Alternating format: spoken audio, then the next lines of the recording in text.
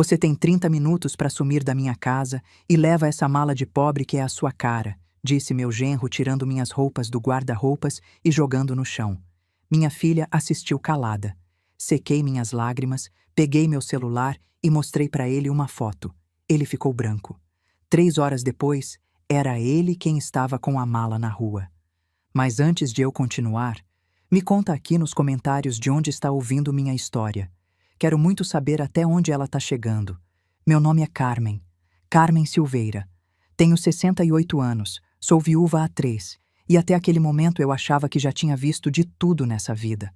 Achava que depois de perder meu Joaquim, depois de cuidar dele sozinha durante anos enquanto a doença consumia a memória do homem que eu amei a vida inteira, nada mais poderia me machucar daquele jeito. Era um sábado comum em Ribeirão Preto. O sol já estava forte às 9 da manhã, aquele calor típico do interior de São Paulo que faz a gente suar só de existir. Eu tinha acabado de acordar no meu quartinho dos fundos. Sim, quartinho dos fundos, porque era isso que eu tinha virado na casa da minha própria filha, a velha do quartinho dos fundos.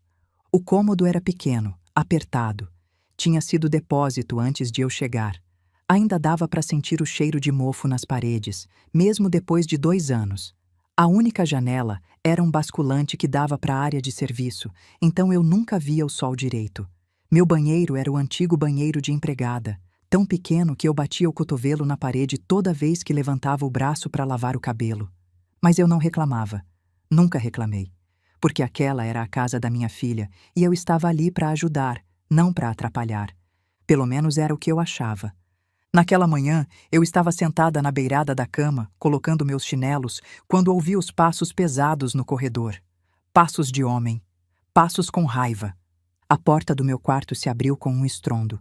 Era Fábio, meu genro. Advogado, 45 anos, terno caro mesmo em casa, cabelo sempre no lugar, sorriso de propaganda de pasta de dente quando tinha gente de fora olhando. Mas naquela hora, não tinha ninguém olhando. E o sorriso tinha sumido. No lugar dele, tinha uma cara que eu nunca tinha visto antes. Uma cara de ódio puro. Você tem 30 minutos para sumir da minha casa, ele disse, a voz tremendo de raiva. E leva essa mala de pobre que é a sua cara. Eu fiquei paralisada. Meu coração disparou. Minhas mãos começaram a tremer. Fábio, eu consegui dizer, a voz saindo fraca. Pelo amor de Deus, o que está acontecendo? Ele deu um passo na minha direção. Os olhos dele estavam vermelhos, as veias do pescoço saltadas. Eu nunca tinha tido medo dele antes. Naquele momento, tive. Acontecendo? Aconteceu que eu cansei, ele gritou. Cansei dessa sua cara de coitada no meu café da manhã. Cansei de sustentar peso morto. Cansei de você respirando o meu ar. Cada palavra era como um tapa. Eu tentei me levantar, mas minhas pernas não obedeciam. Fábio, eu não entendo. Eu fiz alguma coisa? Ele riu, uma risada seca, cruel. Se fez alguma coisa? Você existe, Carmen. Esse é o problema. Você existe nessa casa como um fantasma, uma assombração do passado que não vai embora. E então ele foi até o meu guarda-roupa. Abriu as portas com violência, arrancando uma delas do trilho, e começou a tirar minhas roupas. Primeiro os vestidos. Aqueles vestidos simples que eu usava todo dia, que eu mesma tinha costurado anos atrás, quando ainda tinha minha confecção. Ele arrancava dos cabides e jogava no chão, pisoteando. Depois as blusas, as calças, as saias. Fábio, para, por favor. Ele não parava. Minhas roupas íntimas vieram depois. Ele jogava no chão com nojo, como se fossem trapos sujos. Olha isso, ele disse levantando uma calcinha velha. Isso aqui é roupa de gente? Isso é roupa de mendiga. As lágrimas começaram a escorrer pelo meu rosto. Eu não conseguia me mexer, não conseguia reagir. Era como se eu estivesse presa num pesadelo. E então ele encontrou a caixa. A caixa com as fotos do meu Joaquim. Não! Eu gritei, finalmente conseguindo me levantar. Essa não, Fábio. Por favor. Ele olhou para a caixa, depois para mim. E sorriu. Aquele sorriso cruel que eu ia lembrar pelo resto da vida. O defunto? Ele disse. Você ainda guarda a foto desse velho? Ele jogou a caixa no chão. As fotos se espalharam. 40 anos de memórias, de amor, de vida. espalhados no chão frio daquele cômodo miserável. Eu caí de joelhos. Comecei a juntar as fotos com as mãos tremendo, as lágrimas pingando em cima dos rostos sorridentes de um tempo que não voltava mais. 30 minutos, Fábio repetiu. Se em 30 minutos você ainda estiver aqui, eu chamo a polícia e digo que você invadiu minha casa. Ele estava saindo do quarto quando a voz da minha filha apareceu. O que está acontecendo aqui? Era Débora, minha filha, minha única filha, a menina que eu carreguei no ventre, que eu amamentei, que eu criei com todo o amor do mundo. Ela estava parada na porta do quarto, de pijama, os braços cruzados, olhando para a cena, olhando para as minhas roupas no chão, para as fotos espalhadas, para mim de joelhos chorando. Débora, eu disse, estendendo a mão para ela. Filha, me ajuda. Ela olhou para mim, olhou para o marido e desviou o olhar. Mãe, ela disse, a voz fria como gelo. É melhor você ir mesmo. Está causando problema. Eu senti meu coração parar. Minha filha, minha própria filha. Débora, filha, eu sou sua mãe. Eu sei que você é minha mãe, ela disse, ainda sem me olhar. Mas essa é a casa do Fábio, e se ele quer que você vá, você tem que ir. Fábio sorriu vitorioso. Ouviu, velha? Até sua filha sabe qual é o seu lugar. Foi nesse momento que eu ouvi a voz. Uma voz jovem, tremida, mas firme. Para, pai, para! Era Luana, minha neta. 13 anos, cabelo bagunçado de quem acabou de acordar, pijama de ursinho. Ela apareceu correndo no corredor e se jogou dentro do quarto. Luana, volta para o seu quarto, Fábio disse. Não! Ela se colocou na minha frente, braços abertos como se fosse um escudo. Aquela menina de 13 anos, magrinha, tremendo de medo, mas se colocando entre mim e o pai dela. Você não vai fazer isso com a avó, ela disse, a voz falhando. Luana, sai da frente. Não saio! Fábio deu um passo na direção dela. Os olhos dele estavam perigosos. Eu vou falar uma vez só. Sai da frente. Não vou deixar você machucar a avó. Ele estendeu o braço e empurrou Luana para o lado. Ela bateu na parede e caiu. Luana! Eu gritei. E então Fábio veio para cima de mim. Ele levantou a mão. Eu vi a palma aberta vindo na direção do meu rosto. Fechei os olhos, esperando o tapa. Mas o tapa não veio, porque alguém segurou o braço dele. Não toca na minha mãe. Eu abri os olhos. Era Débora. Minha filha tinha segurado o braço do marido. Ela estava tremendo da cabeça aos pés, o rosto branco, mas ela estava ali, segurando o braço dele. Débora, me solta, Fábio disse, a voz perigosa. Não. Débora, você pode me humilhar, ela disse, a voz tremendo, mas não quebrando. Você pode me tratar como lixo, mas na minha mãe você não encosta. E então ela empurrou ele.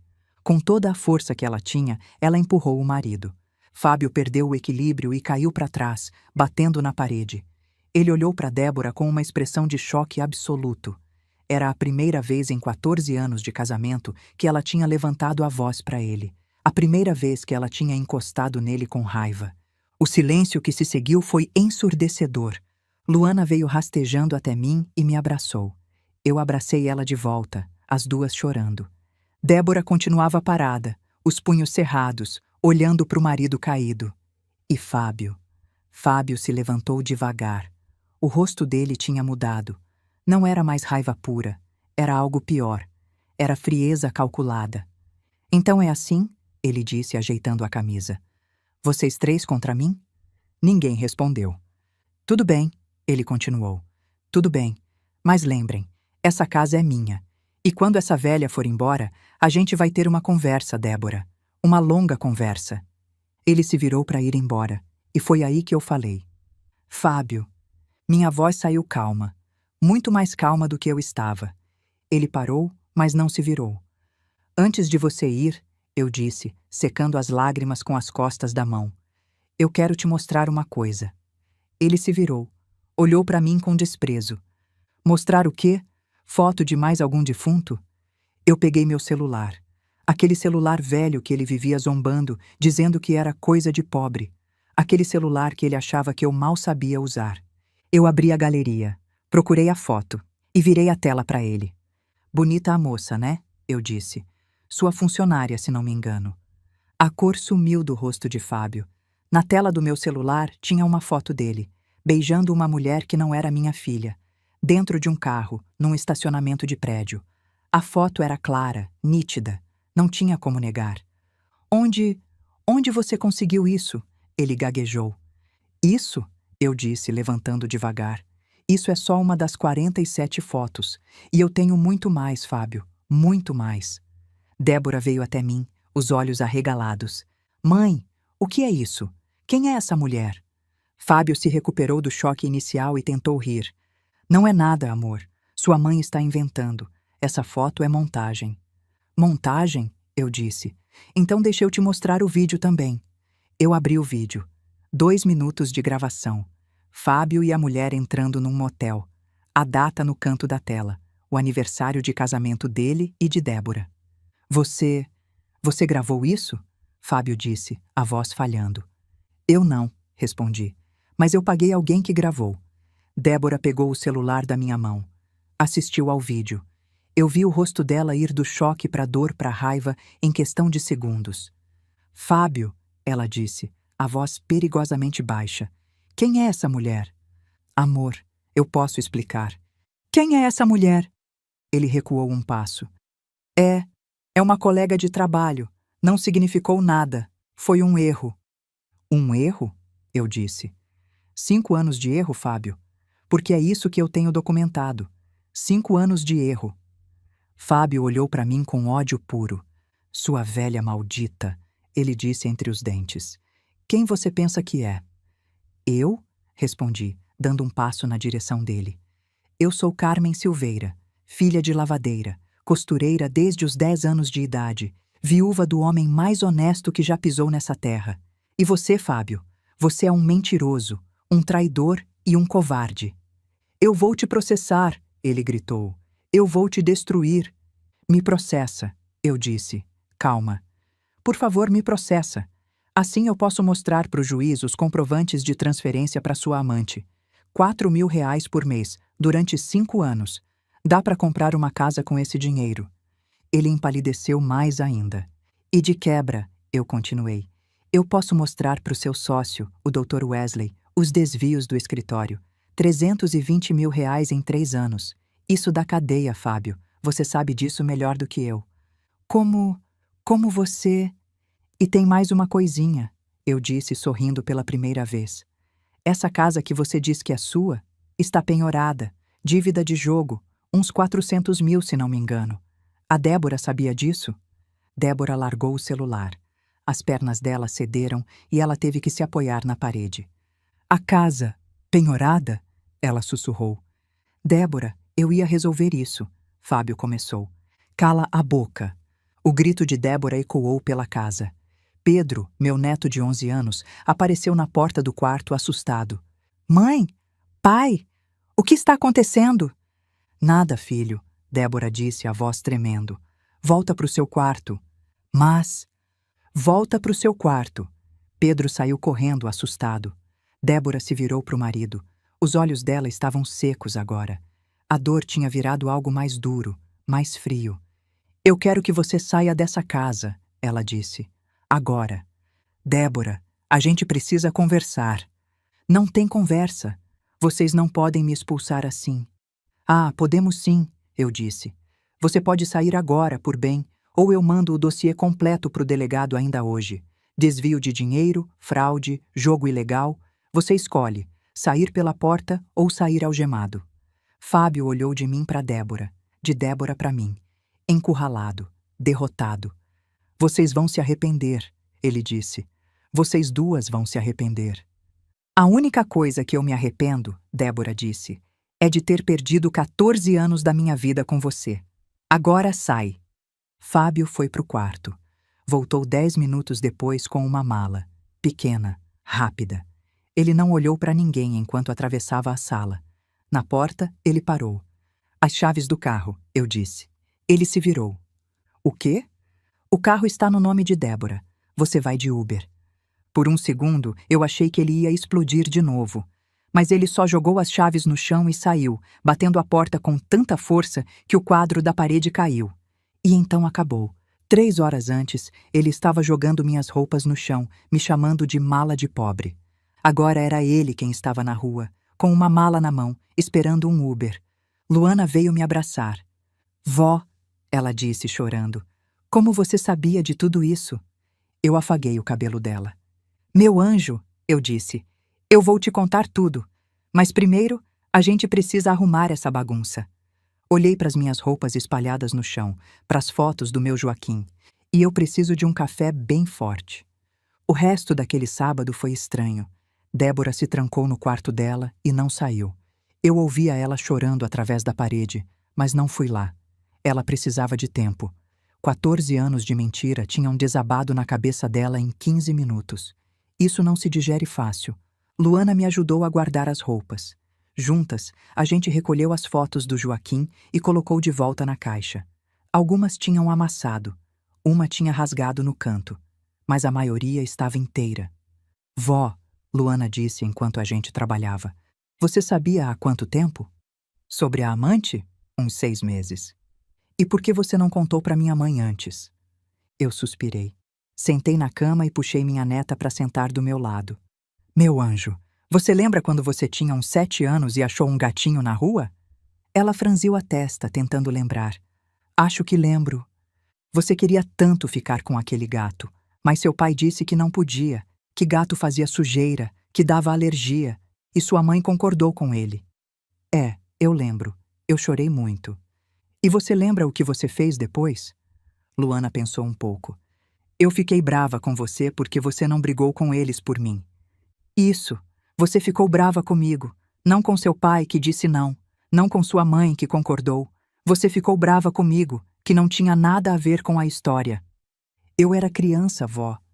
Eu sei, mas sua mãe também é assim, Luana. Quando as coisas dão errado, ela nunca fica brava com quem causou o problema. Ela fica brava com quem conta o problema para ela. Luana ficou em silêncio, processando. Se eu tivesse contado para sua mãe sobre a amante 6 meses atrás, sabe o que ia acontecer? Ela ia ficar brava comigo. Ia dizer que eu estava inventando, que eu queria destruir o casamento dela, que eu sempre odiei o Fábio, e ela ia continuar com ele. Mas ela viu as provas hoje. Viu, porque hoje ela foi obrigada a ver. Não teve como desviar o olhar, não teve como fingir que não era real. Ela viu o marido tentar me bater, viu a filha se jogar na minha frente e alguma coisa dentro dela acordou. Luana encostou a cabeça no meu ombro. Eu tenho medo, vó. E se o papai voltar? Ele não vai voltar, meu amor. Não do jeito que era antes. Como você sabe? Porque agora sua mãe sabe a verdade. E a verdade é como pasta de dente, Luana. Depois que sai do tubo, não tem como colocar de volta. A gente ficou ali um tempo, em silêncio, só abraçadas. Depois, Luana levantou a cabeça. Vó, você pode me contar como você descobriu tudo isso? Como você juntou tantas provas? Eu sorri. Posso, mas é uma história longa. Eu tenho tempo. Então vai fazer um café pra gente que eu vou precisar. Enquanto Luana foi pra cozinha, eu fiquei ali, olhando pro cômodo que tinha sido minha prisão nos últimos 2 anos. As paredes descascadas, a janela que não deixava o sol entrar, o travesseiro que nunca cheirava a limpo. Eu tinha vendido meu apartamento para ir morar ali. Tinha dado R$500.000 para minha filha. Tinha aguentado humilhação atrás de humilhação, calada, porque achava que era isso que mãe fazia. Mas não. Mãe não nasceu para ser capacho. Mãe nasceu para proteger, para orientar, para amar, mas não para se deixar destruir. Joaquim sempre dizia: Carmen, você é forte demais para o seu próprio bem. Um dia você vai ter que usar essa força para você mesma. Parece que esse dia tinha chegado. Quando Luana voltou com o café, eu já tinha decidido por onde começar. Meu anjo, para você entender como eu cheguei até aqui, você precisa saber de onde eu vim. Eu nasci em 1957, no interior de Minas Gerais, num lugar que mal dava para chamar de cidade. Éramos 8 irmãos numa casa de 2 cômodos. Meu pai arava a terra que não era dele. Minha mãe lavava roupa para fora. Comida na mesa era incerteza. Tinha dia que era só angu com sal. Aos 10 anos, minha mãe me deu uma máquina de costura velha e enferrujada. Você vai aprender a costurar, ela disse. E eu aprendi. Apanhei de vara quando errava, mas aprendi. Com 13 anos, as vizinhas já me pagavam para fazer concertos. A menina da máquina de costura, era assim que me chamavam. Eu não tinha nome, era só a menina da máquina. Aos 16, fugi para São Paulo com uma mala de papelão e 20 mil réis. Fui ser empregada doméstica. Costurava de madrugada, escondida. 4 anos assim, até juntar o suficiente para trabalhar só com costura. Foi aí que conheci Joaquim, entregador de tecidos. Apareceu no meu quartinho de cortiço numa tarde de terça-feira e eu nunca mais tirei ele da cabeça. Casamos em 1982. Cerimônia simples, vestido que eu mesma fiz. 5 anos depois, compramos 2 máquinas industriais. Em 10 anos, eram 20 funcionários. A menina da máquina de costura tinha virado empresária. E a mamãe? Luana perguntou. Sua mãe nasceu em 1984, e foi aí que eu comecei a cometer o maior erro da minha vida: amar demais. Débora foi minha única filha. Quase morri no parto. Por isso, eu dei tudo para ela. Cada coisa que eu não tive, eu dei. Ela nunca lavou um prato, nunca passou uma roupa. Tinha empregada, motorista, roupa de marca. Joaquim avisava: "Você está mimando demais essa menina. O melhor não é dar tudo, é ensinar a conquistar." Mas eu não ouvia. Débora cresceu linda, inteligente, cheia de oportunidades, mas nunca soube o valor de nada, porque nunca precisou lutar por nada. Aos 27 anos, ela trouxe Fábio para casa. Advogado, terno caro, sorriso de comercial. Naquela mesma noite, Joaquim me disse: "Carmen, esse rapaz tem olho de raposa. Passou o almoço inteiro perguntando sobre a confecção. Faturamento, se o galpão é próprio, ele está medindo o nosso bolso." Eu não dei bola. Achei que era ciúme de pai. Mas Joaquim estava certo. 6 meses depois, casamento. 300 convidados, buffet de luxo, lua de mel na Europa. Quem pagou? Eu e Joaquim. No dia seguinte da lua de mel, Fábio apareceu na confecção querendo reestruturar a empresa. Queria incluir Débora como sócia. E como ele era marido dela, Joaquim se levantou. "Você não vai colocar o nome em nada que é meu. Essa confecção eu construí com minha mulher durante 20 anos. Não tem advogado de meia pataca que vai chegar aqui querendo metade."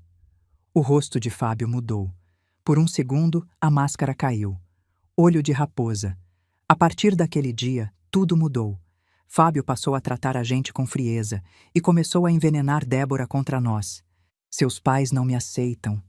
Seu pai me humilhou. Sua mãe acha que eu não sou bom o suficiente." E Débora, minha princesa, que nunca aprendeu a pensar por si mesma, acreditou em cada palavra. As visitas foram ficando raras, os natais mais vazios. "Eu avisei, Carmen", Joaquim dizia. "Avisei que esse rapaz ia separar a gente da nossa filha." E eu não podia dizer nada, porque ele estava certo. "Você nasceu em 2012, Luana. Você foi a luz que apareceu num dos períodos mais escuros da minha vida." Nessa época, eu já tinha passado anos sendo tratada como visita indesejada na vida da minha própria filha.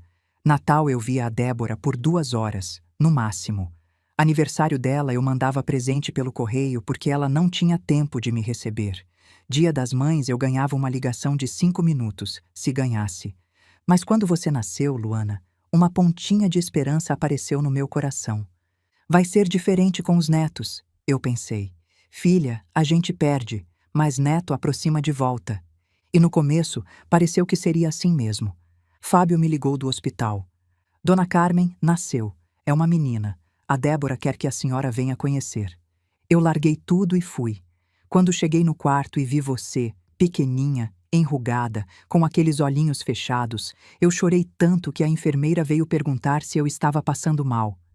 "É a minha neta", eu disse entre soluços.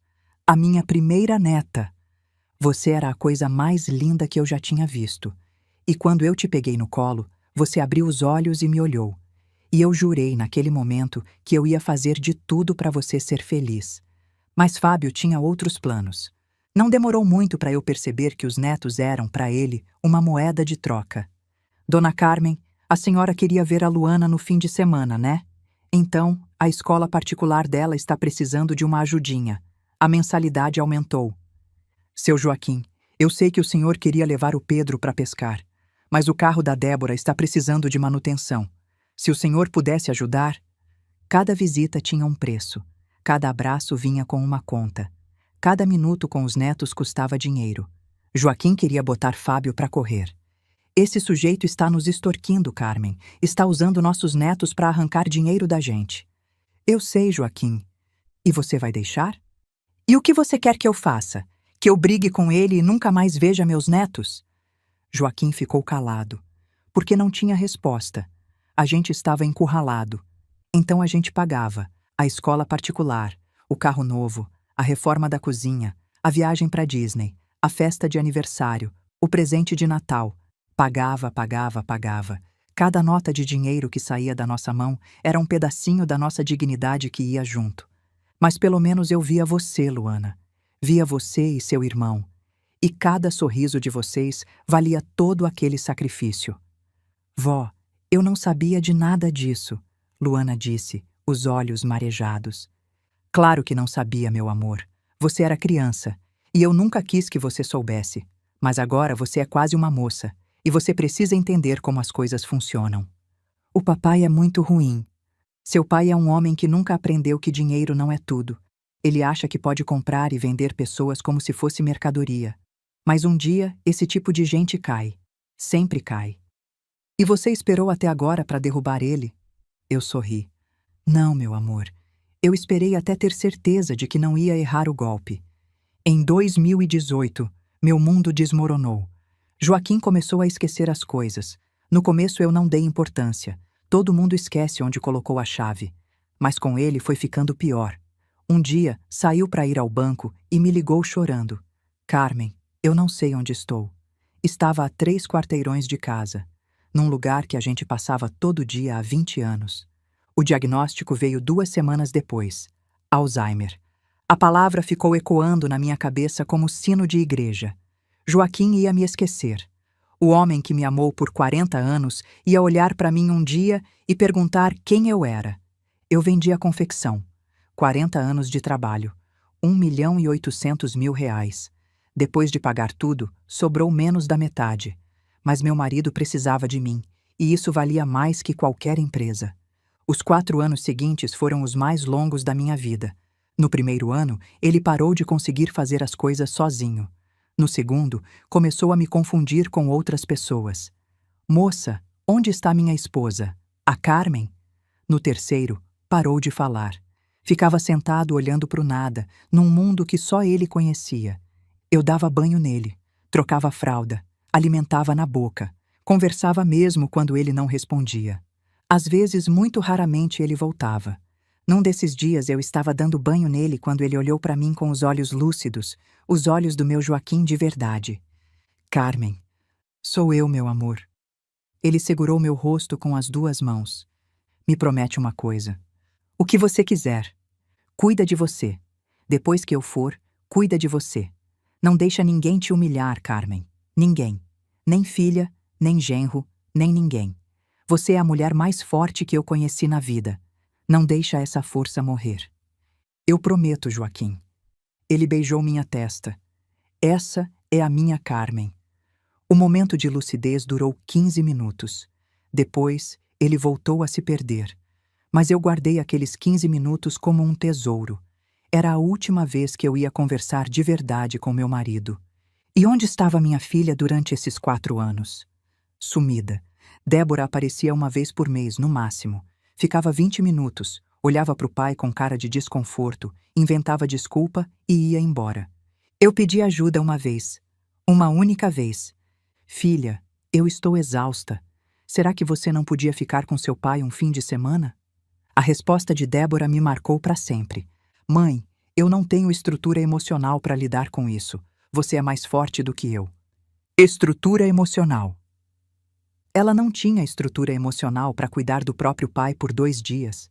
Mas eu, com mais de 60 anos, tinha estrutura emocional para cuidar dele sozinha por 4 anos. Engoli a mágoa, como tinha engolido tantas outras. Mas chegou o dia em que não tinha mais nada para engolir. Joaquim morreu numa terça-feira, às 3 da madrugada. Eu estava do lado dele, como estava toda a noite, segurando a mão dele, conversando baixinho, mesmo sabendo que ele provavelmente não ouvia. Está tudo bem, meu amor. Pode descansar. Você lutou muito. Agora pode descansar. Ele deu um último suspiro, longo, suave, quase um alívio, e foi embora. 40 anos de casamento terminaram naquele quarto silencioso, no meio da madrugada, sem ninguém além de mim para testemunhar. Eu não chorei na hora. Acho que eu já tinha chorado todas as lágrimas possíveis nos últimos 4 anos. Só fiquei ali, segurando a mão dele, olhando para o rosto que eu amava. Obrigada, Joaquim, eu sussurrei. Obrigada por tudo. A gente se encontra do outro lado. Liguei para a funerária às 3h30. Liguei para Débora às 3h45. Ela só atendeu às 6 da manhã. Mãe, são 6 horas. O que foi? Seu pai morreu. Silêncio. Como assim morreu? Morreu, Débora. Às 3 da manhã. Eu estou aqui sozinha com o corpo dele. Eu vou aí, mas eu tenho uma reunião às 8. Será que... Seu pai morreu, Débora. Tá, mãe. Eu vou, já disse. Para de gritar. Ela chegou 3 horas depois. 3 horas em que eu fiquei sozinha, cuidando de tudo.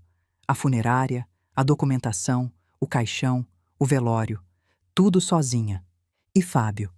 Fábio mandou uma mensagem. Dona Carmen, meus pêsames. Estou em audiência importante, mas passo no velório mais tarde.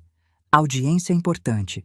O sogro dele tinha morrido. A esposa dele estava em luto e ele tinha uma audiência importante. Ele apareceu no velório no finalzinho. Ficou meia hora, deu uns tapinhas nas costas da Débora, olhou para o caixão com cara de tédio e foi embora antes do enterro. No cemitério, enquanto baixavam o caixão, eu ouvi uma conversa atrás de mim. Era Clarice, a mãe de Fábio, falando com uma amiga, achando que ninguém estava ouvindo. Ainda bem que o velho foi. Agora a costureirinha vai ter que se virar. Costureirinha. Eu não virei. Não respondi. Não dei o gostinho de ver que eu tinha ouvido. Mas guardei aquela palavra, costureirinha.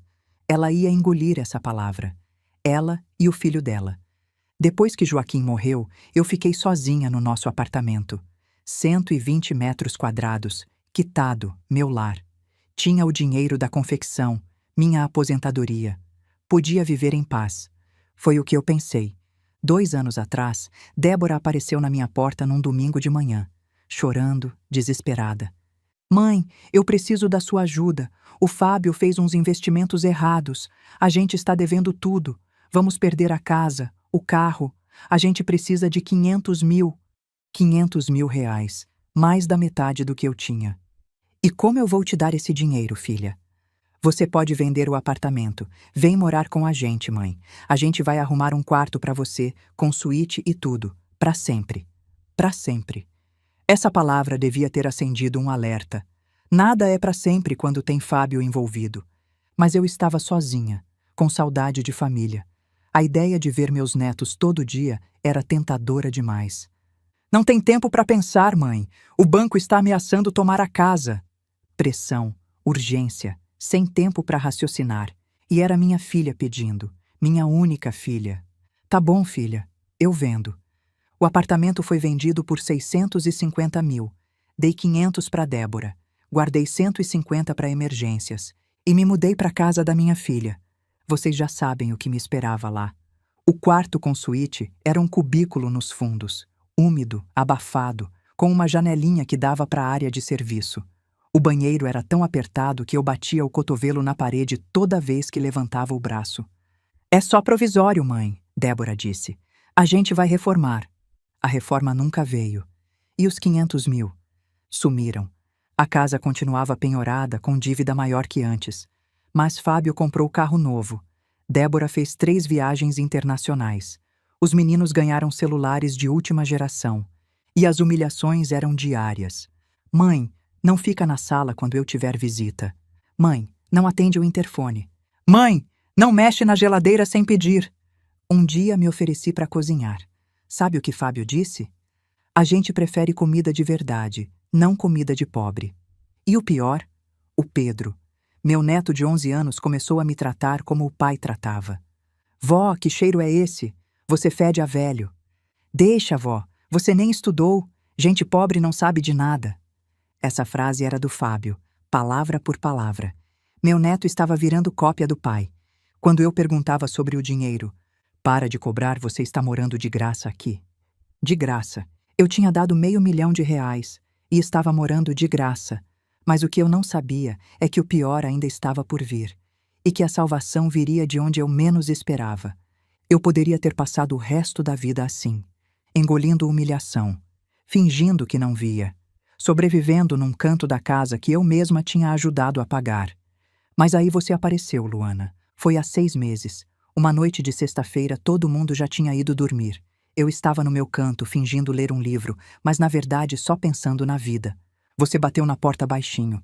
Vó, está acordada? Estou, meu amor. Entra. Você entrou, sentou na minha cama, e eu vi que você estava tremendo. O que foi, Luana? Aconteceu alguma coisa? Você começou a chorar. Aquele choro silencioso para não acordar ninguém. Choro de quem aprendeu a sofrer escondida. Eu vi uma coisa, vó, no celular do papai. Meu coração disparou. Que coisa? Ele deixou o celular na mesa enquanto foi no banheiro. Chegou uma mensagem e a tela acendeu. Eu não ia olhar, juro que não ia, mas eu vi. O que você viu, meu amor? Você engoliu em seco.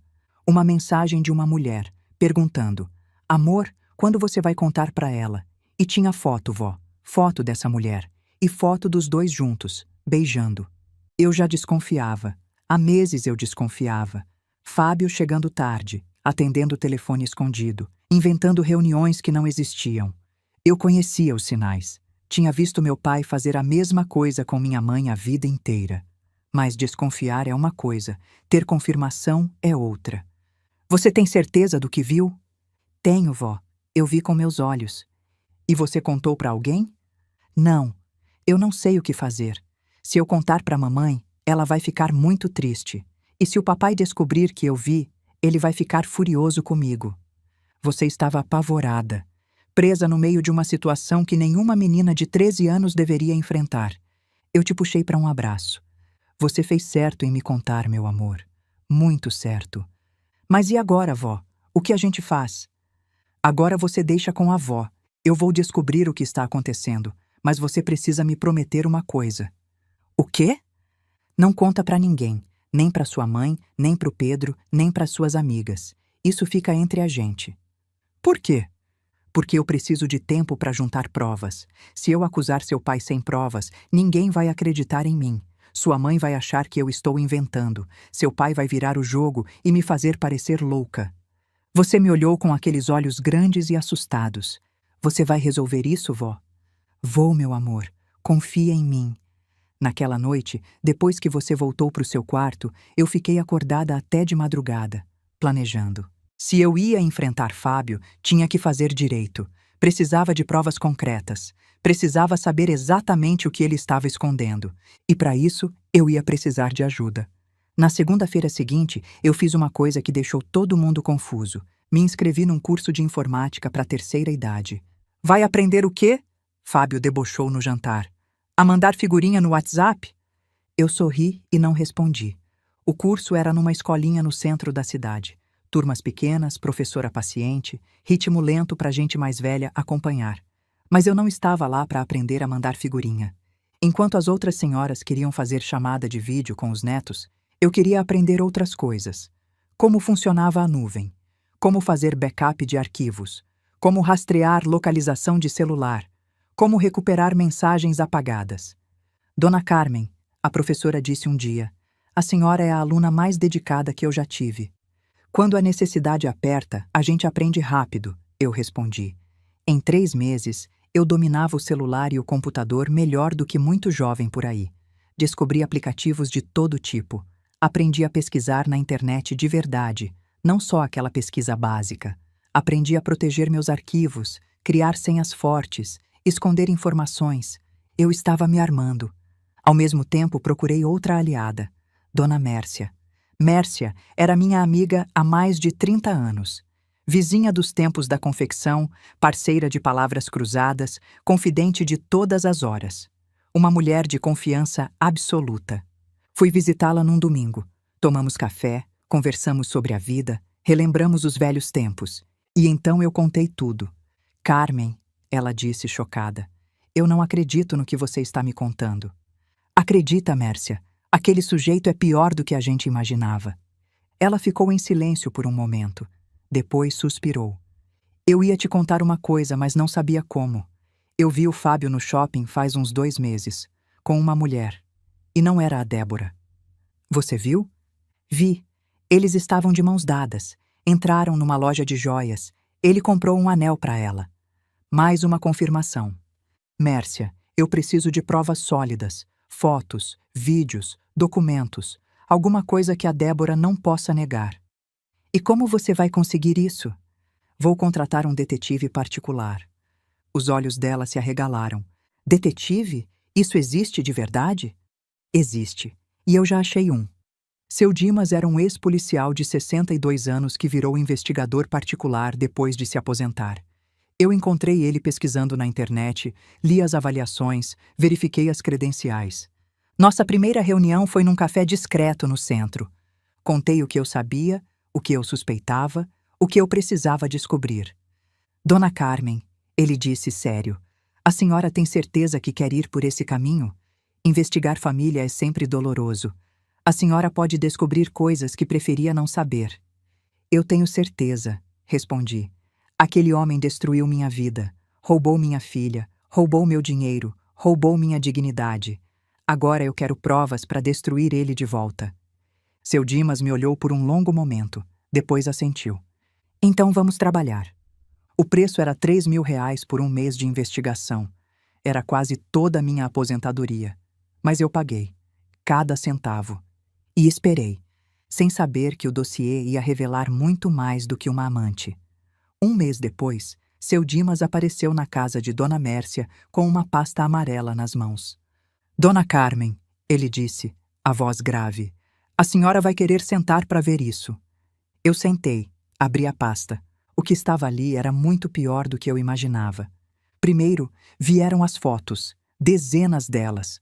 Fábio com uma mulher jovem de cabelo preto em todo tipo de situação, entrando em restaurantes, saindo de motéis, beijando dentro do carro, abraçados num parque. O nome dela é Vanessa Lima, seu Dimas explicou. 29 anos, advogada no mesmo escritório do seu genro. Eles trabalham juntos? Trabalham. E o relacionamento não é recente. Pelo que eu apurei, já dura pelo menos 5 anos. 5 anos. Minha filha estava sendo traída há 5 anos, debaixo do próprio nariz. Tem mais, seu Dimas continuou. Ele paga um apartamento para essa mulher. Aluguel de 4.000 por mês. Fora os presentes, as viagens, os jantares em restaurante caro. Ele me mostrou os extratos, transferências mensais para a conta de Vanessa, notas fiscais de joalherias, reservas de hotéis em cidades vizinhas. De onde ele tira tanto dinheiro para isso? Eu perguntei. Seu Dimas me olhou com seriedade. É aí que a história fica realmente feia. Ele puxou mais papéis da pasta. Seu genro está desviando dinheiro do próprio escritório. R$ 320.000 nos últimos 3 anos. Clientes que pagam, mas o dinheiro não vai para o caixa. Processos ganhos em que ele fica com uma fatia maior do que deveria. Eu senti o estômago revirar. Ele está roubando o próprio sócio? Está. E o sócio, Dr. Wesley, já está desconfiando. Pelo que eu soube, eles vão fazer uma auditoria nas contas do escritório em breve. Por isso Fábio estava tão nervoso ultimamente. Por isso ele tinha me pedido R$ 150.000. Precisava cobrir o rombo antes que descobrissem. Ainda tem mais uma coisa, seu Dimas disse. A casa da sua filha, aquela que a senhora deu 500.000 para quitar, continua penhorada. Como assim continua? Ele nunca pagou a dívida, usou o dinheiro para outra coisa, e agora a dívida é ainda maior do que antes. Apostas online, Dona Carmen, jogos de azar. Ele deve mais de 400.000 em sites de apostas. Eu fechei os olhos, respirei fundo. Minha filha estava casada com um monstro, um ladrão, um mentiroso, um viciado em jogo, um adúltero. E eu tinha colocado R$ 500.000 na mão desse monstro. Dona Carmen, está tudo bem? Dona Mércia perguntou preocupada. Eu abri os olhos. Agora está tudo bem, eu disse. Agora eu tenho o que preciso. Organizei todas as provas em pastas no computador. Fiz cópias de tudo em 3 pendrives diferentes. Um ficou com Dona Mércia. Se acontecer alguma coisa comigo, você manda tudo pro sócio do Fábio e pra polícia. Outro eu escondi no forro do meu quarto, num lugar que ninguém pensaria em procurar. O terceiro foi para um cofre no banco. Segurança total. 320 mil desviados. Amante de 5 anos. Dívida de jogo de 400 mil. Eu tinha tudo nas mãos. Agora era só esperar o momento certo. Mas antes de usar as provas, eu queria fazer uma coisa. Queria ver a tal Vanessa de perto. Seu Dimas tinha me dado os hábitos dela. Onde morava, onde trabalhava, onde almoçava. Toda sexta-feira, ela ia num restaurante do shopping, sempre no mesmo horário, sempre na mesma mesa. Numa dessas sextas, eu fui lá. Sentei numa mesa próxima, pedi um café e fiquei observando. Vanessa era bonita, eu admito. Jovem, bem vestida, cabelo sempre no lugar. De longe parecia uma moça de família, dessas que aparecem em comercial de banco. Mas eu sabia quem ela era de verdade. Ela estava no telefone, visivelmente irritada. Falava alto o suficiente para eu ouvir cada palavra. Você prometeu, Fábio. Faz 5 anos que você promete. Eu cansei de esperar. Pausa. Ela ouvindo a resposta. Não me vem com essa de é complicado. Sempre é complicado com você. Sempre é semana que vem, mês que vem, ano que vem. Eu não aguento mais. Mais pausa. Se você não resolver isso logo, eu vou contar tudo para sua mulher. Eu juro que vou. Não tenho nada a perder. Ela desligou com raiva. Jogou o celular na mesa. Bufou. Era minha chance. Sem querer, eu derrubei minha bolsa no chão. As coisas se espalharam perto da mesa dela. Ai, desculpa, eu disse, me abaixando para recolher. Ela se levantou para ajudar. Reflexo automático. Deixa eu ajudar a senhora. Muito obrigada, querida. Que gentileza. A gente recolheu minhas coisas juntas. Eu olhei para ela com meu melhor sorriso de voz simpática. Está tudo bem com você? Parecia nervosa no telefone. Ela suspirou. Problemas com o homem. A senhora sabe como é. Sei muito bem. Namorado? Mais ou menos. É complicado. Complicado como? Ela hesitou. Mas eu tinha cara de velha inofensiva. Não parecia ameaça. Ele é casado, ela disse baixinho. Faz 5 anos que promete largar a esposa, mas nunca larga. Eu fiz cara de espanto. 5 anos? Nossa! E a mulher não desconfia? Vanessa deu uma risadinha de desdém. Aquela? Uma boba. Só pensa em casa e filho. Nem percebe o que acontece debaixo do nariz dela. E a família dele? Não atrapalha? A mãe dele é uma snob, se acha a última bolacha do pacote. E a sogra dele mora com eles, acredita? Uma velha inútil que fica enfurnada num quarto sem fazer nada o dia inteiro. Velha inútil. Eu sorri.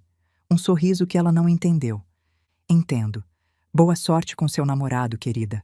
Tomara que dê tudo certo. Obrigada, senhora. Eu peguei minha bolsa e fui embora, deixando Vanessa ali, sem fazer ideia de que tinha acabado de xingar a velha inútil na cara dela. Aquele encontro me deu mais munição do que eu esperava.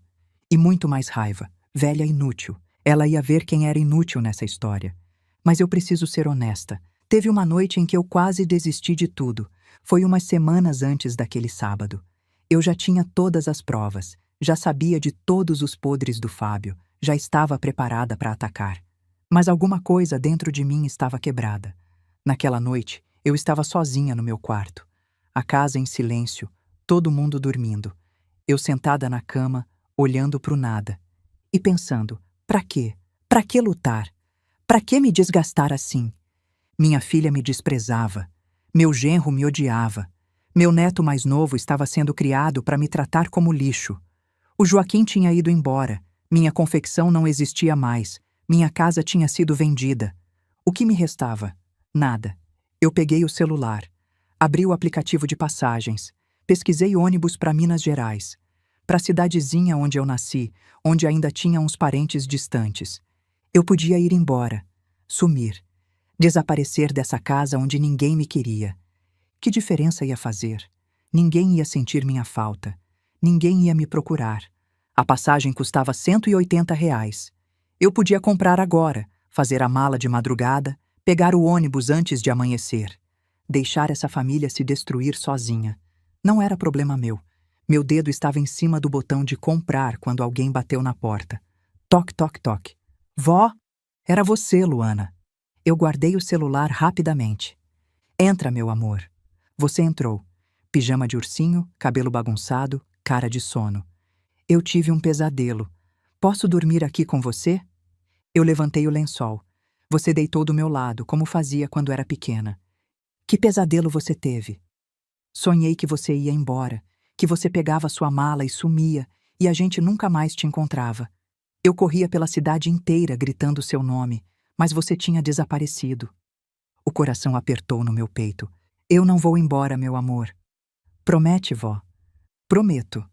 Você se aconchegou em mim. Corpinho quente, respiração tranquila, cheiro de shampoo de criança. Vó, você sussurrou, quase dormindo. Você é a única pessoa de verdade nessa casa. Todo mundo aqui é de mentira. Só você é de verdade. Eu beijei sua testa. Eu te amo, Luana. Também te amo, vó. Você dormiu em minutos, mas eu fiquei acordada a noite inteira, olhando para o teto, pensando. Eu tinha quase desistido, quase fugido, quase abandonado a única pessoa naquela casa que ainda me amava de verdade. Peguei a foto do Joaquim na cabeceira. Olhei para o rosto dele. Tá bom, meu velho, eu sussurrei. Eu fico, eu luto, não por mim, por ela. Por você, Luana. Por essa menina que se jogou na minha frente para me proteger, que me contou o segredo do pai mesmo morrendo de medo, que pediu para eu não ir embora. Eu ia ficar, e ia lutar. As semanas seguintes foram de preparação. Eu sabia que o momento ia chegar. Não sabia quando, mas sabia que ia. Fábio estava cada vez mais pressionado. O sócio desconfiando, a amante cobrando, as dívidas crescendo. Uma hora ele ia explodir. E explodiu. Naquela manhã de sábado, ele veio no meu quarto me pedir dinheiro. Os 150 mil que eu ainda tinha guardado. É urgente, dona Carmen. Questão de vida ou morte. Não. A resposta saiu firme. Mais firme do que eu esperava. Ele não acreditou no que ouviu. Não? Você está dizendo não para mim? Estou. Esse dinheiro é meu. Eu já dei 500 mil para essa família e nunca vi um centavo de volta. Não vou dar mais nada. Foi aí que ele perdeu o controle. Vocês já sabem o que aconteceu depois. As roupas no chão, os xingamentos, as ameaças. Você se jogando na minha frente, Luana. Sua mãe finalmente reagindo, empurrando ele. E eu, calma no meio do caos, mostrando a foto. Quando a poeira baixou e Fábio foi embora de mala na mão, eu sentei na cama e respirei fundo. Tinha acabado. Ou melhor, tinha começado. A semana seguinte foi um furacão. Fábio tentou ligar dezenas de vezes. Mandou mensagens implorando, ameaçando, chorando. Débora não atendia. Eu muito menos. Amor, eu posso explicar tudo. Débora, aquela mulher não significava nada. Carmen, sua maldita, você destruiu minha família. Por favor, me deixa voltar. Eu vou mudar. Eu prometo. Promessas vazias de um homem vazio. Enquanto isso, eu coloquei o resto do plano em ação. Na segunda-feira, mandei o dossiê completo para o Dr. Wesley, sócio de Fábio. Todas as provas do desvio de dinheiro. 320 mil reais em 3 anos. A reação foi imediata. Na terça-feira, Fábio foi chamado no escritório para uma reunião. Saiu de lá sem emprego, sem carteira da OAB, com um processo criminal nas costas. Débora soube por mensagem. Dr. Wesley mandou para ela. Senhora Débora, lamento informar que seu marido foi desligado do escritório por desvio de fundos. O valor total desviado para a conta de Vanessa Lima foi de 320 mil reais. Tomaremos as medidas legais cabíveis. Minha filha me mostrou a mensagem com as mãos tremendo. Você sabia disso, mãe? Sabia, filha. Por isso eu esperei. Por isso eu aguentei calada. Na quarta-feira, Débora veio falar comigo. Ela estava destruída. Olheiras fundas, cabelo sem lavar, roupa amassada. Parecia ter envelhecido 10 anos em uma semana. Mãe, eu preciso te pedir uma coisa. O que é, filha? Ela hesitou. Olhou para o chão. Depois me olhou nos olhos. A senha do computador do Fábio, do escritório particular dele. Você sabe? Sei. É o aniversário da Vanessa. Ele achava que eu não sabia, mas eu descobri faz tempo. Por que você está me contando isso? Porque eu vi os arquivos, mãe. Eu sei o que ele fez. Os desvios, as dívidas, tudo. E eu quero ajudar a acabar com ele. Eu olhei para minha filha. Aquela menina que eu criei, que eu mimei demais, que virou uma mulher covarde e submissa. Mas ali, naquele momento, eu vi alguma coisa diferente nos olhos dela. Uma faísca, uma raiva, uma vontade de lutar. Por que agora, Débora? Por que só agora? Ela engoliu em seco. Porque eu finalmente acordei, mãe. 14 anos vivendo uma mentira. 14 anos sendo trouxa. 14 anos deixando ele te tratar mal, me tratar mal, tratar nossos filhos mal. As lágrimas começaram a escorrer pelo rosto dela. Eu fui covarde, mãe. Eu sei. Eu deixei você sofrer. Eu deixei ele te humilhar. E eu não fiz nada. Débora. Não, deixa eu terminar. Eu sei que eu errei. Eu sei que eu não mereço seu perdão. Mas eu quero tentar consertar. Eu quero ajudar a destruir esse homem que destruiu a nossa família. Eu olhei para ela por um longo momento. Minha filha. Minha única filha. Tá bom, filha. Me dá a senha. Com o acesso ao computador de Fábio, conseguimos as provas finais.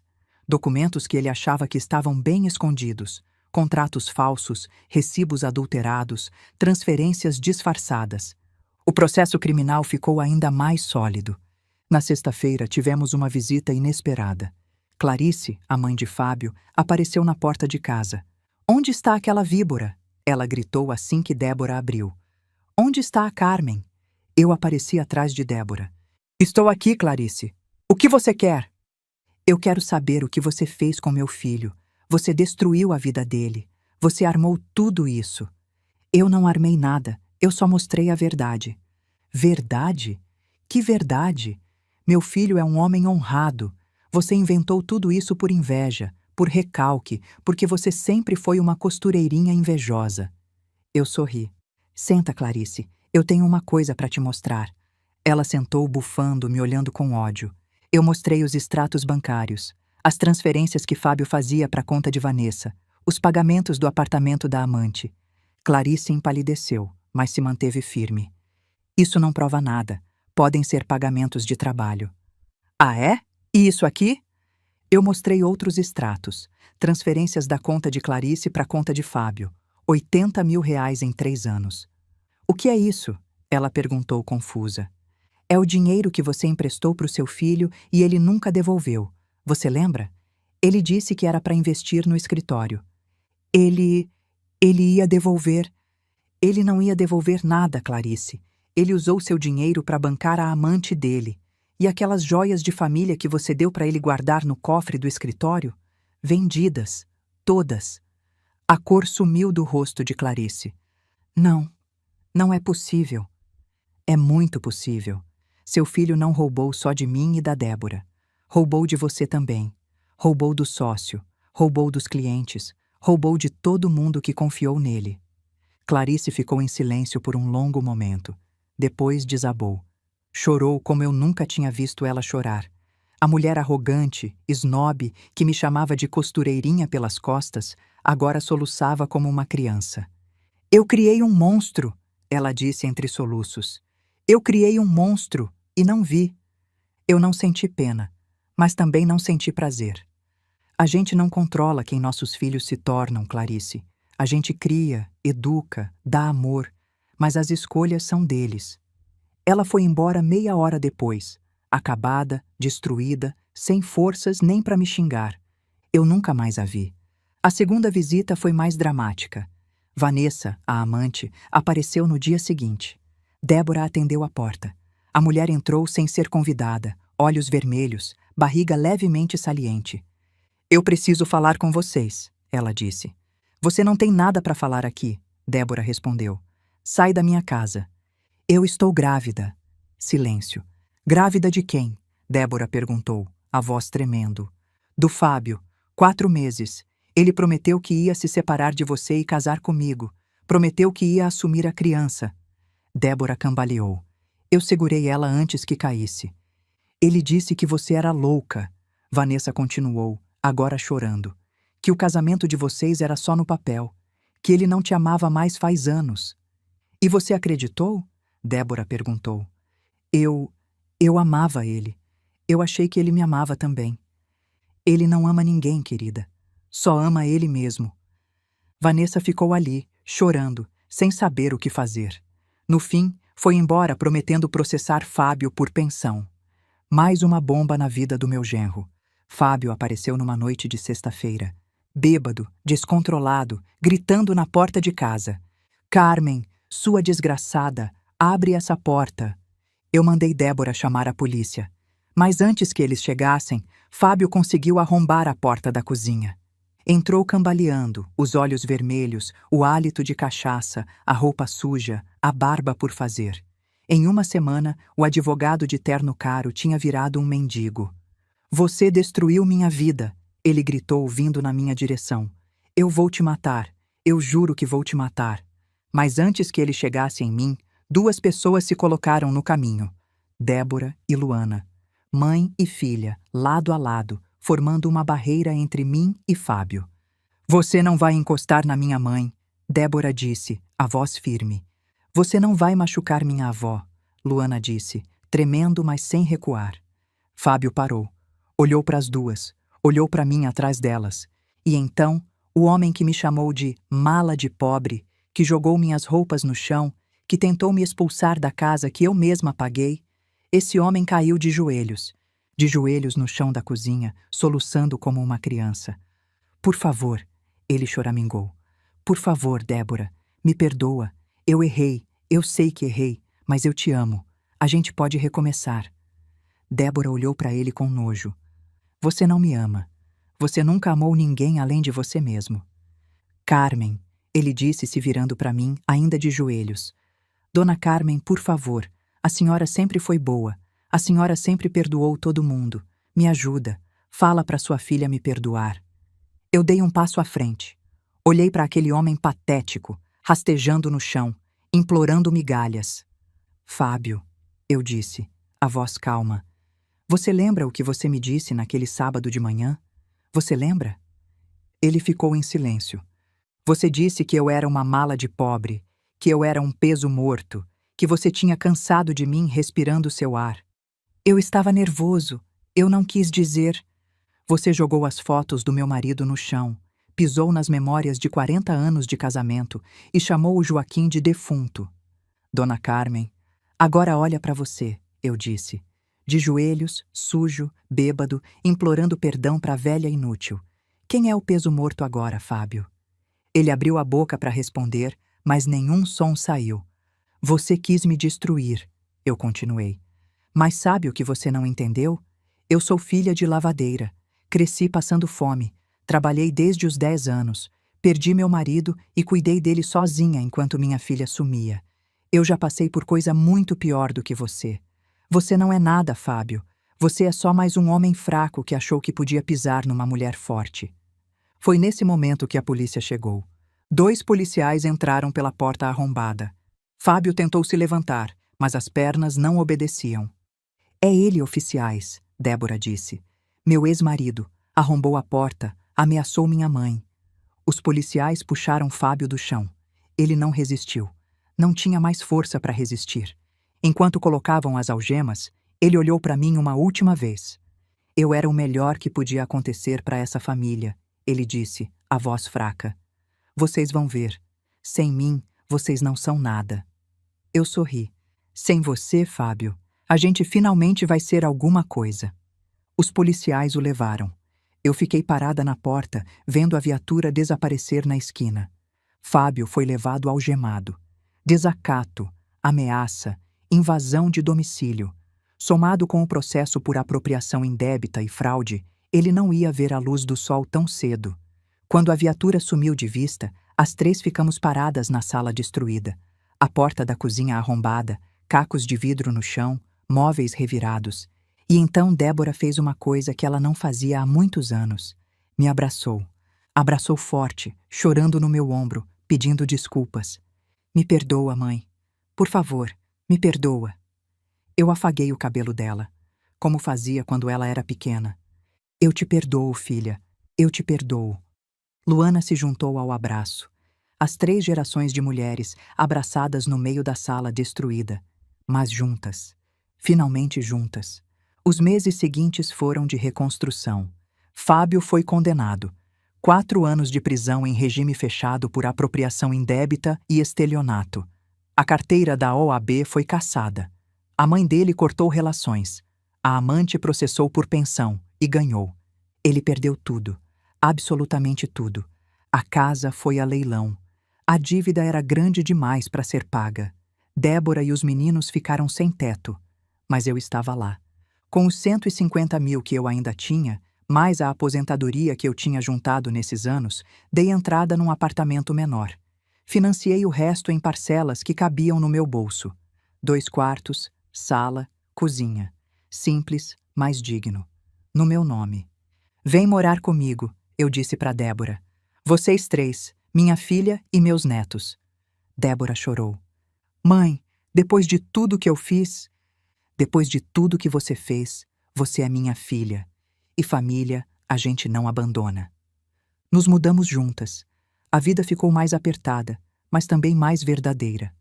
Uma noite, pouco depois da mudança, Débora veio sentar do meu lado no sofá. Ficou em silêncio por um tempo. Depois disse: Mãe, eu nunca te contei o que aconteceu naquele dia, quando o Fábio levantou a mão para te bater. Você não precisa? Preciso sim. Ela respirou fundo. Eu congelei, mãe. As pernas travaram, a voz sumiu. Eu vi ele levantando a mão e não conseguia me mexer. Mas você se mexeu, filha. Porque eu vi uma coisa. Ela olhou para mim com os olhos cheios de lágrimas. Foi como um flash. Eu me vi criança com 6 anos, aprendendo a andar de bicicleta. E você estava lá, segurando o selim, correndo do meu lado, prometendo que não ia me soltar. Eu senti um nó na garganta. Eu não vou te deixar cair, filha. Nunca. Débora repetiu minhas palavras de 30 anos atrás. Você disse isso, e você nunca deixou, mãe. A vida inteira você nunca me deixou cair, mesmo quando eu merecia. Débora, foi isso que me fez mexer as pernas. A lembrança de você segurando o selim da minha bicicleta. A lembrança de que você sempre me protegeu. E eu precisava proteger você também, pelo menos uma vez na vida. Eu abracei minha filha, as 2 chorando no sofá do apartamento novo. Você me protegeu, filha. Quando importava, você me protegeu. Débora voltou a trabalhar com dedicação. Sem o peso de Fábio, ela floresceu. Conseguiu uma promoção, assumiu mais responsabilidades. Virou uma mulher diferente. Pedro, meu neto, precisou de mais tempo. A influência do pai tinha sido forte. Uma noite, eu estava sozinha no meu quarto, pensando em Joaquim, como sempre. As lágrimas vieram sem pedir licença. Eu não ouvi a porta abrindo. Vó, era Pedro, parado na porta, sem jeito, as mãos enfiadas nos bolsos. Você tá chorando por minha causa? Eu tentei disfarçar, mas ele já tinha visto. Ele entrou devagar, sentou na beirada da cama, do meu lado. Ficou em silêncio por um tempo. O papai dizia que gente velha não serve para nada, ele disse baixinho. Eu acreditei nele, repetia o que ele falava, aquelas coisas horríveis. Pedro, deixa eu falar, vó, por favor. Eu deixei. Eu falei que você fedia a velho, falei que gente pobre não sabe de nada, falei um monte de coisa que eu nem entendia direito, só porque o papai falava. Ele olhou para mim, os olhos cheios de lágrimas. Mas o papai mentia sobre tudo, né? Sobre a mulher, sobre o dinheiro, sobre tudo. Se ele mentia sobre isso, ele mentia sobre você também. Eu segurei a mão dele. Seu pai está doente, Pedro. Doente de ganância, de egoísmo. Você não precisa ser igual a ele. Eu não quero ser igual a ele, vó. Então não seja. Ele ficou em silêncio. Depois disse bem baixinho. Eu quero ser igual ao vovô Joaquim. Meu coração apertou. Você conheceu ele? Só de foto e das histórias que você conta. Mas ele parecia ser bom, de verdade bom. Ele era meu amor. Era o melhor homem que eu conheci. Pedro apertou minha mão. Então eu quero ser assim, bom de verdade. Não que nem o papai.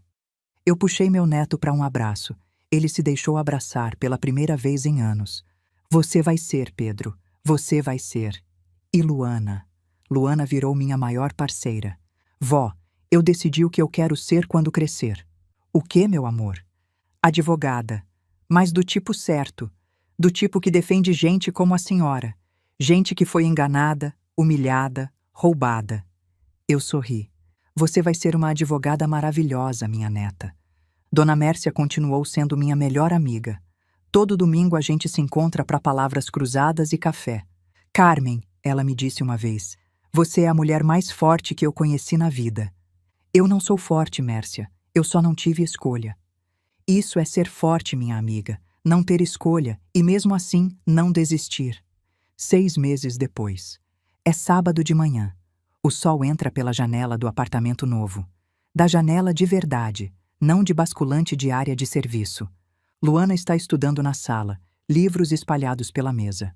Pedro joga videogame no quarto, mas para de vez em quando para vir me dar um beijo. Débora está na cozinha, fazendo almoço. Aprendeu a cozinhar, acredita? E faz bem. Eu estou sentada na varanda, com uma xícara de café, uma caneta e um papel. É um hábito que eu mantenho desde que o Joaquim morreu. Toda semana eu escrevo uma carta para ele. Conto as novidades, desabafo as angústias, compartilho as alegrias. Eu sei que ele não pode ler. Eu sei que são só palavras num papel. Mas me faz sentir que ele ainda está aqui. Joaquim, meu amor, faz 6 meses que aquela confusão toda aconteceu. Lembra quando você dizia que o Fábio tinha olho de raposa? Você estava certo, como sempre. A raposa foi pra jaula. 4 anos de cadeia, carteira cassada, família destruída. Tudo que ele construiu em cima de mentira ruiu. E eu estou bem. Melhor do que estava em muito tempo. A Débora mudou, Joaquim. Aquela menina mimada que a gente criou finalmente virou mulher. Trabalha, cuida dos filhos, cuida de mim. E pediu desculpas. Não só com palavras, mas com ações. Todo dia ela me mostra que mudou. A Luana quer ser advogada. Do tipo certo, ela faz questão de dizer. Quer defender gente como eu. Você ia ter tanto orgulho dela, meu amor. Ela tem seu jeito de olhar as coisas. O Pedro está voltando a ser quem era. Sem o pai envenenando a cabeça dele, ele está aprendendo de novo o que é respeito, amor, família. E eu tenho meu cantinho, minha varanda com sol, minha xícara de café todo dia, meus netos por perto. Aquele homem jogou minhas roupas no chão, me chamou de mala de pobre, tentou me bater, achou que eu era uma velha inútil que não sabia fazer nada. Ele não sabia com quem estava mexendo. Eu sou Carmen Silveira, filha de lavadeira, costureira desde os 10 anos, viúva do melhor homem que já existiu nessa terra. Ninguém me põe para baixo. Te amo para sempre, sua Carmen. Eu dobro a carta. Coloco na caixinha de metal onde guardo todas as outras. Um dia, quando eu for embora, alguém vai encontrar essas cartas e vai saber da nossa história. Mãe, o almoço está pronto. É a voz de Débora chamando da cozinha.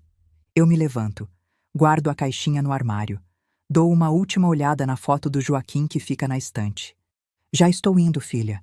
Vou para a mesa. Sento no meu lugar. Olho ao redor. Minha filha servindo a comida. Minha neta fechando os livros para almoçar. Meu neto largando o videogame sem ninguém precisar mandar. Uma família. Imperfeita, machucada, remendada. Mas uma família. E minha. Débora coloca o prato na minha frente. Segura minha mão por um segundo. Obrigada, mãe, por tudo. Eu sorrio. Come logo antes que esfrie. A gente come, conversa, ri de alguma bobagem que o Pedro fala. E eu penso, enquanto olho para eles, valeu a pena.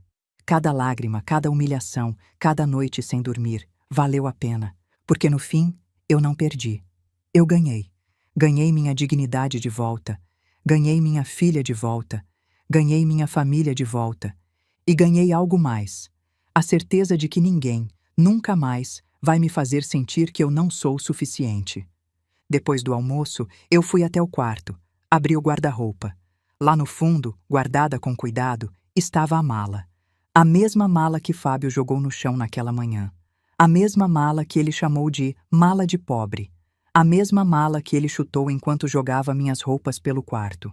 Eu peguei a mala, passei a mão no couro gasto e coloquei dentro dela a foto do meu casamento com Joaquim. A foto que Fábio tinha pisado, que eu tinha recuperado do chão, alisado com cuidado, guardado como um tesouro. Agora ela tinha um lugar de honra, dentro da mala que sobreviveu, como eu. Ninguém mais pisa nas nossas memórias, Joaquim, eu sussurrei. Nunca mais. Fechei a mala, coloquei em cima do guarda-roupa. Não como peso, como troféu. Eu sou Carmen Silveira, filha de lavadeira, menina da máquina de costura, viúva de Joaquim, mãe de Débora, avó de Luana e Pedro. E isso é mais do que suficiente.